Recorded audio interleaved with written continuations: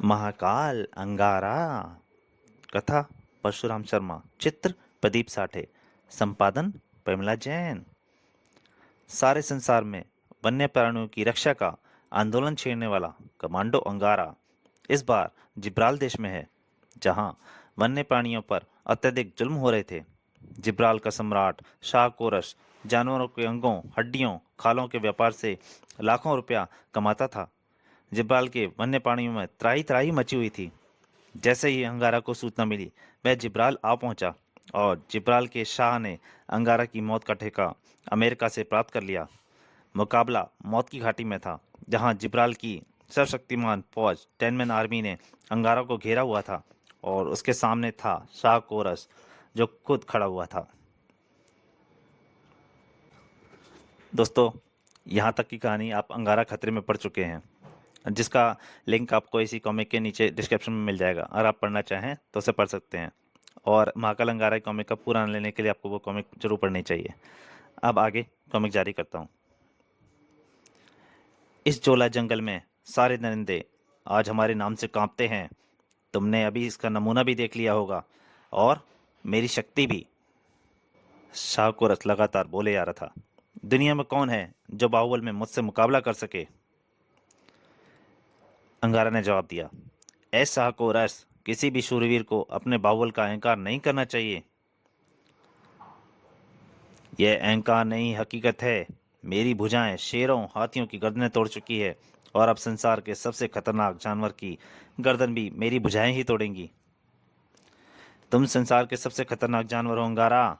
मौत की इस घाटी से अब तुम जिंदा नहीं निकल सकते। मैं जानता हूं, और मैं भी आज इस युद्ध में निहत्थे लड़ने आ पहुंचा।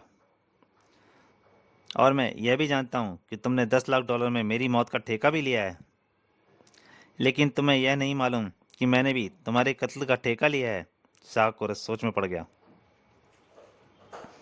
जिब्राल की लोकतंत्र व्यवस्था ने मुझे यह ठेका दिया है, इंसानियत ने मुझे ठेका दिया है, और मासूम वन्य प्राणियों ने मुझे ठेका दिया है। तुम जैसे शैतान के लिए अब इस धरती में कोई स्थान नहीं रहेगा शाह कोरस।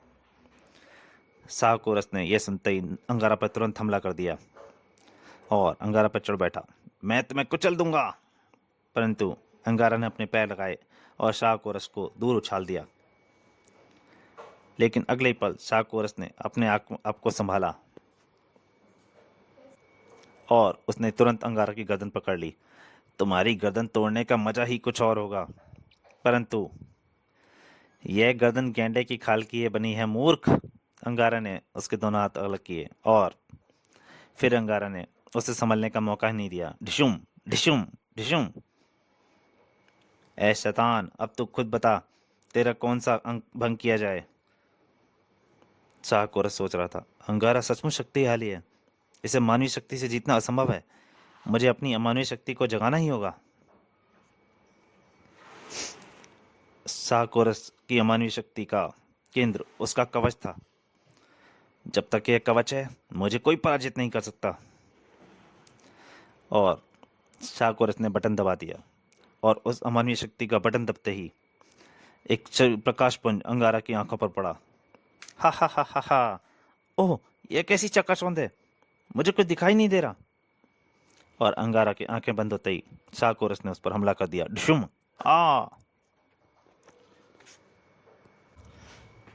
तड़ाक। अब शाह कोरस लगातार अंगारा पर हमला किया जा रहा था। डिशुम। देख, तेरी मौत अब तेरे सामने खड़ी है।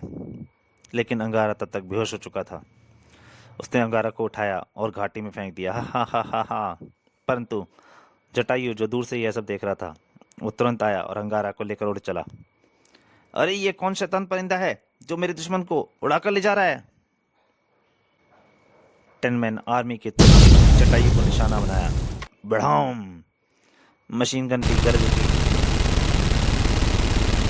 लेकिन जटायु ने उनकी पोजीशन पहले से देखी हुई थी, इसलिए किसी के निशाने पर नहीं आ सका। वह घाटी पार कर गया, उसे रोको, जाने न पाए। वह चिल्लाया, helicopter, come on, hurry up. Helicopter घाटी में ऊपर आया। 10 मैन आर्मी कॉप्टर में सवार हो गई। उस परिंदा का पीछा करो। पर जटायु सावधान था। पीछा तो तब करोगे जब मैं तुम्हें नजर आऊंगा। जटायु अंगारा को लेकर एक गुफा में पहुंचा, और जब अंगारा को होश आया, यह मुझे क्या हो गया था, मैं कहाँ हूँ? आप सुरक्षित स्थान पर हैं स्वामी। ओ जटायु, क्या तुम मुझे युद्ध भूमि से यहाँ ले आए? हाँ स्वामी, अगर मैं ऐसा ना करता तो वह कपटी आपको मार डालता। पता नहीं वह कैसी चमक थी जिसने मुझे अंधा कर दिया था। मैं वह सारा दृश्य देख चुका हूँ स्वामी। उस शैतान ने कपट करके आपको मारना चाहा। मैं मूर्छित अवस्था में ही आपकी हत्या कर देता, लेकिन मैंने उसके इरादों पर पानी फेर दिया। उसके सीने पर एक कवच है जो सूरज की तरह चमकता है, लेकिन मुझे उसे हर हालत में पराजित करना है। मैं पीठ दिखाकर नहीं भाग सकता। शायद वजीर सुलेमान को इसकी काट पता हो। अरे हाँ, और उसने हमें वह बात बताई भी नहीं। चलो, हमें ले चलो वहां। और अंगारा जटाई की मदद से पुनः उस गुफा पर पहुंच गया जहां सुलेमान कैद था। मैं शाह कोरस के कवच का रहस्य पूछने आया हूँ जो तुमने मुझे पहले नहीं बताया था। आपने मुझसे शाह कोरस के अमानवीय शक्ति के बारे में पूछा ही कब था? ठीक है, अब बताओ, यह कवच क्या भला है? यह कवच शाह कोरस के पूर्वजों का है, जो विजय का प्रतीक है। इसे धारण करने के बाद योद्धा अपराजित हो जाता है। इस कवच की धातु में दो पत्थर ऐसे हैं जिनकी शक्ति इच्छा अनुसार जागृत की जा सकती है। यही वह प्रकाश स्रोत है जो शत्रु को अंधा कर देते हैं। ये पत्थर अपनी प्रकाश किरणों से शत्रु की शक्ति को छीन कर देते हैं, और कवच धारक की शक्ति उतनी ही बढ़ जाती है। ये लो, यहाँ पे तो बाली की शक्ति कहा गया। इस कवच की काट क्या है? केवल वही व्यक्ति कवच धारक को पराजित कर सकता है जो अंधा हो। अगर आप शाह और उसको देखे बिना ही युद्ध कर सकते हैं तो आप पर कवच का कोई प्रभाव नहीं पड़ेगा। यही कारण है कि शाह कोरस के द्वंद में आज तक कोई पराजित नहीं कर पाया, और वह जानवरों को आसानी से मार डालता है। या फिर किसी तरह शाह कोरस का कवच उतार दिया जाए तो। अंगारा सोच में पड़ गया। वजी सुलेमान को गुफा में कैद कर अंगारा और जटायु बाहर आ गए। जटायु, क्या तुम मुझे अपनी आंखें दे सकते हो? मेरा सब कुछ आपका है स्वामी, निकाल लीजिए मेरी आंखें। तुम्हारी आंखें मेरा मार्गदर्शन करेंगी, क्योंकि मैं युद्ध भूमि में अंधा बनकर लड़ूंगा। अर्थात दूध से आपके निर्देश देने होंगे। मैं सब समझ गया स्वामी। अंगारा ने आंखों पर पट्टी बांध ली। अब मुझे एक बार फिर से रणभूमि में ले चलो। जटायु अंगारा को लेकर मौत की घाटी की तरफ उड़ चला, और जल्दी ही वो साकोरस के सामने थे। हा हा हा, पीठ दिखाकर भागने वाले कायर, तू फिर आ गया। एक कपटी शैतान, अब मैं महाकाल बनकर आया हूं। साकोरस ने उस पर पत्थर फेंका। संभाल मेरा वार। स्वामी, 4 कदम बाएं।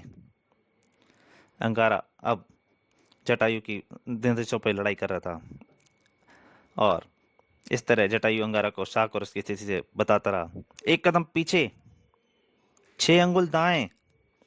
साकोरस जिस तरह से हमला कर रहा था, जटायु से तुरंत बता रहा था। तभी 10 मैन आर्मी का हेलीकॉप्टर भी वापस आ गया। देखो, उधर मौत की घाटी में फिर से युद्ध हो रहा है। हमें तुरंत वहां उतार दो। अब दाएं हाथ से बिल्कुल सामने एक घूंसा। झुम। बाईं तरफ से 1 फुट हाथ घुमाकर मारो स्वामी, कवच आपके हाथ में होगा। और हाँ, यही कवच है, इसे खींच लो। अंगारा ने कवच को खींच लिया। आह उफ, मेरा कवच। कवच उतर गया स्वामी। ठीक है, अब मैं भी पट्टी खोलता हूँ, और मैं उस उड़ने वाली मशीन को देखता हूँ ताकि यह दोबारा मेरा पीछा ना करे। जटायु हेलीकॉप्टर की तरफ उड़ चला। मैं महाकाल अंगारा, कपटी शैतान, अब तेरा अंत आ गया है। अब तक शाक ओरस भी समझ चुका था कि उसकी मृत्यु निकट है। वह चिल्लाया, बचाओ, 10 मैन आर्मी, कम ऑन। शाक ओरस को मुसीबत में देखकर कराटे फाइटर मैदान में कूद पड़ा। वह गोरिल्ले की खाल पहना हुआ था। कोई भी वन्य प्राणी अंगारा पर आक्रमण नहीं करता, क्यों खाल पहनकर मुझे धोखा दे रहा है? डिशुम। अंगारा के एक घूंसे में ही उसकी हालत खराब हो गई। देख, अब तेरी टांगे चीरने वाली हैं। हाँ, और अब महाकाल अंगारा का मौत का वार भी सह ले। अंगारा ने उसके एक टांग तोड़ दी। 10 मैन का नंबर 1 योद्धा मारा गया था। अब मुझे अपनी जान बचाकर भागना होगा। शाह कोरस मौका देखकर भागने लगा। परंतु जाता कहाँ है शैतान, तो अब यहाँ से नहीं निकल सकता। अंगारा ने घोड़े से कहा, मेरे मित्र घोड़े, इस शैतान को वापस मेरे कदमों में पटक दो। और घोड़े ने अंगारा की आज्ञा का पालन किया। धड़ाम, शाबाश। उधर गनमैन, ओह, अब मुझे अपनी गैस का प्रयोग करना चाहिए। और उसने अंगारा के ऊपर गैस का प्रयोग किया, किंतु अंगारा पर गैस का कोई प्रभाव नहीं पड़ा। यह टैबलेट मुझे इस गैस से बचाएगी। और अंगारा ने वो टैबलेट तुरंत खा ली। तो दोस्तों, महाकाल अंगारा का पहला भाग यहीं तक। इसके दूसरे अंतिम भाग में जल्दी आपके सामने हाजिर होऊंगा। तब तक के लिए नमस्कार।